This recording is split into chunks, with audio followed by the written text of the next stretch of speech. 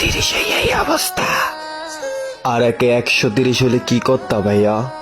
Not Saudi, this is Italia. Excuse me brother, mind your language. একটা কথা বলি শোনো, একে 130 হতেই যেভাবে পবিত্র মাটি সৌদি আরবকে অসম্মান করছো, যদি একে 318 হতো তাহলে কি করতে?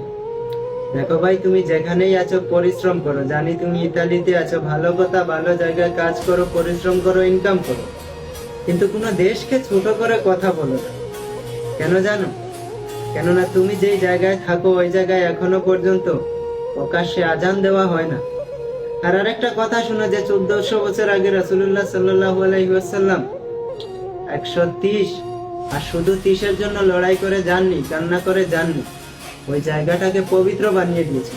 হ্যাঁ, সৌদি আরবে আগের মতো নেই, এটা আমিও মানি।